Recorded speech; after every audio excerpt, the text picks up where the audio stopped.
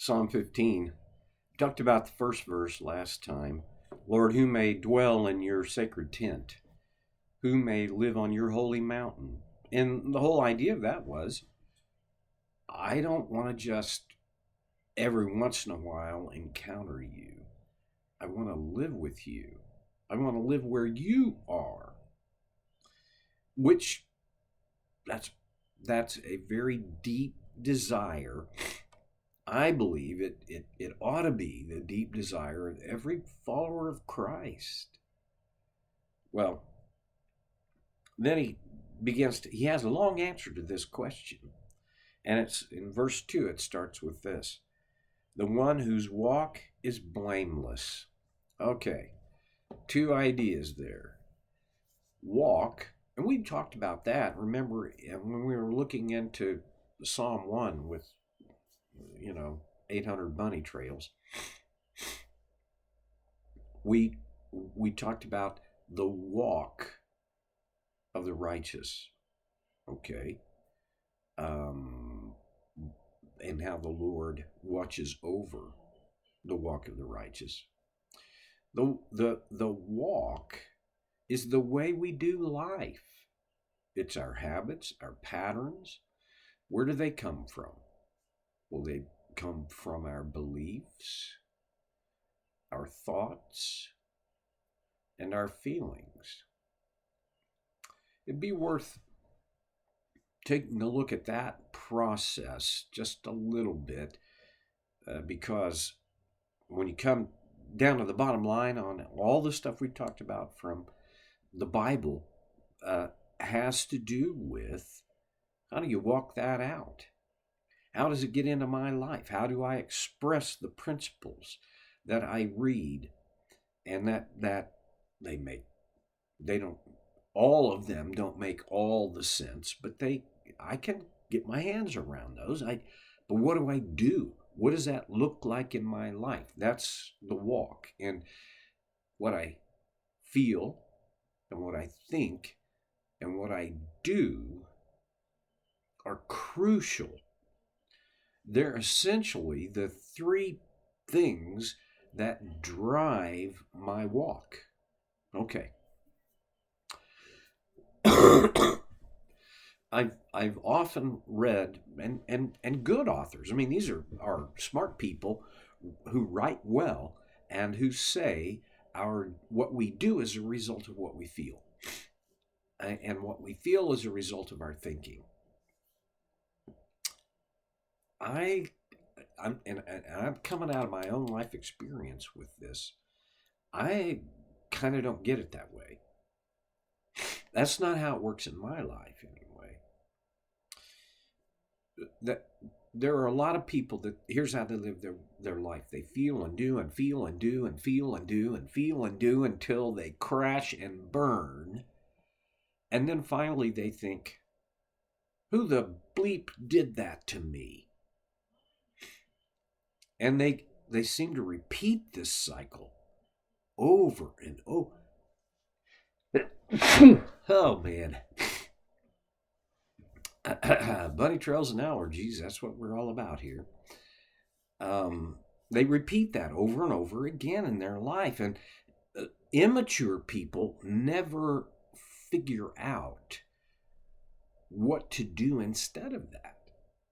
Some immature people think, well, that's not working, but they don't know what would work, so they have to keep doing the only thing they know. Then other people think that it should be, I think, and I feel, and I do. I think, and I feel, and I do. Well, on the surface, that sounds good. And I think that's the model that the people I was talking about, these other authors, are working from. Here's my experience. And one of the places that's most illustrative, most graphically illustrates why that doesn't quite work for me is in dieting. I think, man, I should lose down another 5 pounds. right? And so when I feel the motivation to exercise and diet, I will do it, right? Well, the problem is what I feel is I need another Krispy Kreme donut or six. My feelings, they're important, they're essential. But I think the order kind of needs to get changed. And here's how I see in my life, this is how I see it. I feel, and then I think, and then I do. I have a feeling. I don't like. That's a feeling. I don't like what's going on. Whatever it is. I don't like that I am overweight or out of shape. I don't like that feeling. Then I have to think about that feeling. Number one, I have to think about it in terms of, all right, is that feeling supported by truth? Is it an expression of truth? Because a lot of, I would even say, most of my feelings aren't. Many of my feelings are founded in something other than the truth. And really, what that comes down to is a lie. You know people, and I do too, who live their life on the basis of their feelings. I just feel. But they never put themselves through the discipline of evaluating that feeling against reality. And for us who believe in Christ and are following Him, that grid is the truth of His Word. When I have a feeling, I need to identify it. I just feel crummy. That's not good enough. Tell me, what are you feeling?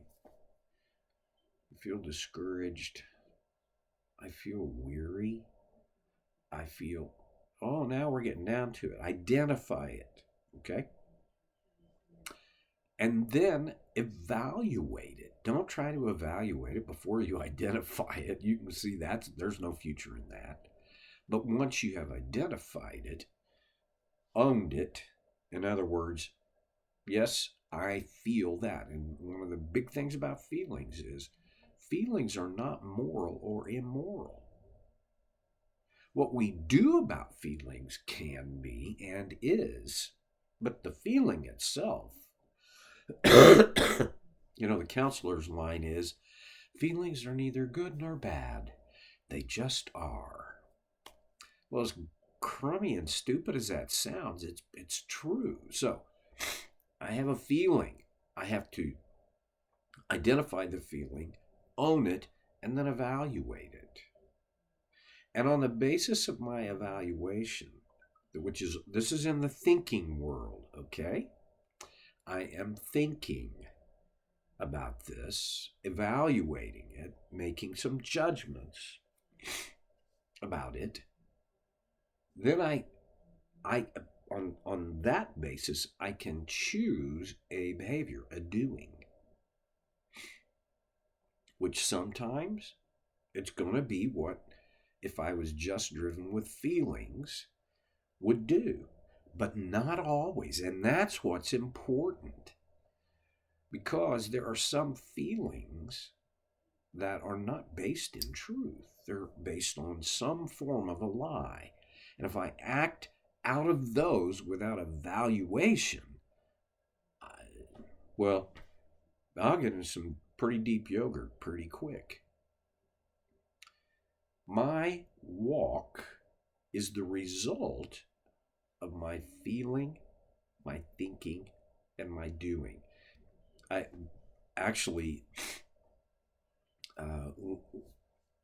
try to teach this to everybody I counsel, because everybody, this is a universal principle. It works for or against us, no matter what. I taught this to, I was like about a 14-year-old boy. A good kid, but he was, you remember when you were 14? I don't know how you were, but how I was? Oh my goodness. I was all jerked around by my hormones, by what I thought other people thought of me. And I'm not in the in crowd. I want to be in the in crowd. I'm not an athlete. I want to be a superstar. All of that stuff, right? Anyway, I taught it to him and he said, "Oh, yeah, FTD.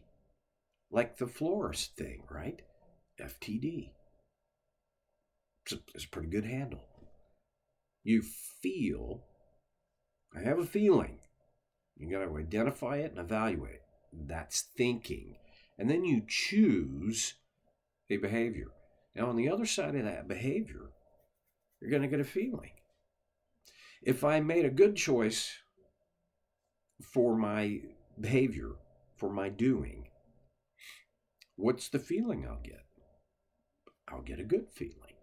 That worked. That felt good. If it didn't work,